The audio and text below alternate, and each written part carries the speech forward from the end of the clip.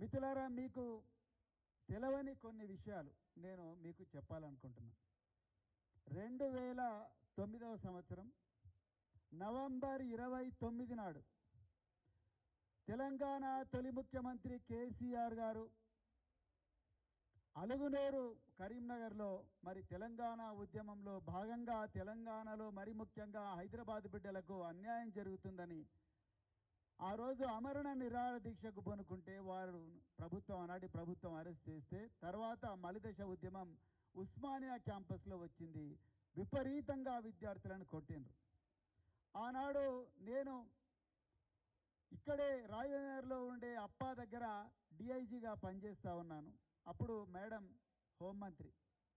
మరి అప్పుడున్న డీజీపీ ఎవరైనా తెలంగాణ అధికారి అయితే బాగుంటుంది అంటే అప్పుడు మేడం ప్రవీణ్ కుమార్ను పంపించండి ఉస్మానియాకు, మన బిడ్డలు కనీసం లాఠీ చార్జీ గురి కాకుండా కాపాడుకుంటారు. ఒక ఉన్నత స్థాయి మీటింగు కొంతమంది అధికారులు పెట్టిండ్రు.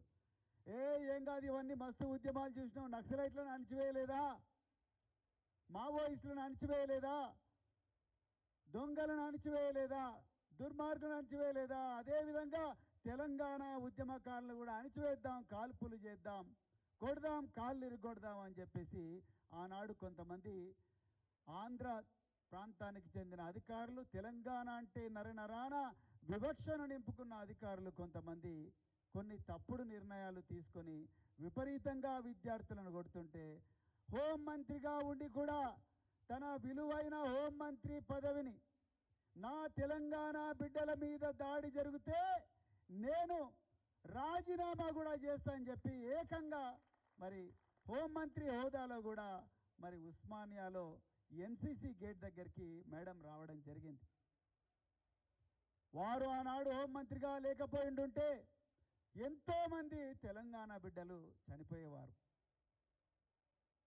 కానీ ఈరోజు వాళ్ళందరూ బతికి బయట కట్టడం కాకుండా వాళ్ళు గొప్ప గొప్ప నాయకులుగా అయినరు, మరి బాగా బతుకుతూ ఉన్నారు. అలాంటి గొప్ప వ్యక్తి ఈరోజు మన ప్రాంతంలో తెలంగాణలో గొప్ప మరి నాయకురాలుగా ఉండడం మనందరి అదృష్టం కూడా మిత్రులారా. అదేవిధంగా మీ అభిమాన నాయకులు పట్నం అవినాష్ రెడ్డి గారిని, వారిని నేను ఎక్కడ కలిసిన అంటే మీరు పరిశాన్ అవుతారు, ఢిల్లీలో కలిసిన, షాబాద్లో గెలవలేదు, హైదరాబాద్లో గెలవలేదు, ఢిల్లీలో కలిసిన. ఆయన ఏం చేస్తున్నాడండి, గిరిజన మహిళలకు వాళ్ళందరి పిల్లలకు పాలు సప్లై చేస్తున్నాడు, తిండి సప్లై చేస్తున్నాడు. ఎక్కడ? ఢిల్లీలో. ఎవరి ఇళ్లలో వాళ్ళు మంచిగా నెట్ఫ్లిక్స్లలో సినిమాలు చూసుకుంటా సోఫాల మీద కూర్చుంటా సాయంత్రం కాగానే 90 ml తాగుకుంటా కూర్చునే ఈ రోజుల్లో సారా కారా కూర, అవునా?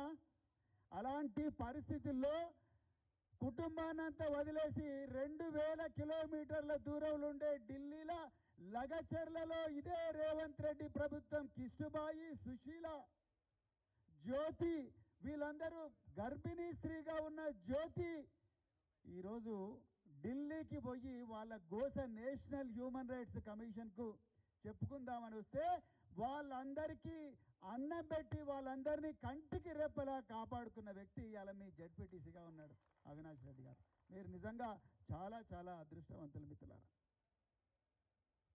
మిత్రులారా, మరి కాళే యాదయ్య గారి గురించి దేశం వల్ల ఆంజనేయర్ గారు మాట్లాడినారు. నిజంగా చాలా బాధ అనిపిస్తున్నది.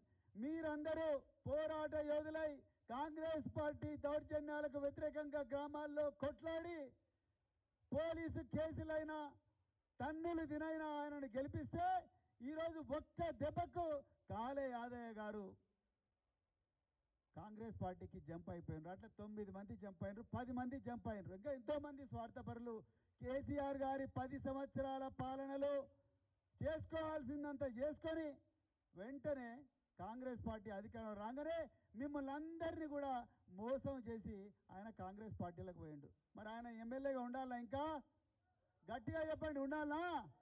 2 చేతులెత్తి చెప్పండి, కాళే యాదయ్య గారు ఎమ్మెల్యేగా ఉండాలా? యాదన్న దయచేసి రాజీనామా చేసి మళ్ళీ చేవేళ్ళకు వచ్చి నీ ముఖం చూపించు ఒకసారి. నేను ఓపెన్ చెప్తున్నా మిత్రులారా, మీరు ప్రాణాలకు తెగించి ఆయనను గెలిపించిండ్రు. ఆయన కేవలం ఆయన స్వార్థం కోసం ఇలా కాంగ్రెస్ పార్టీలకు పోయిండు. అయినా కూడా ఈరోజు ఇంతమంది ఏమీ ఆశించకుండా ఇక్కడికి వచ్చిందంటే మీరు నిజంగా గొప్ప వ్యక్తులు మిత్రులారా, చాలా చాలా గొప్ప వ్యక్తులు.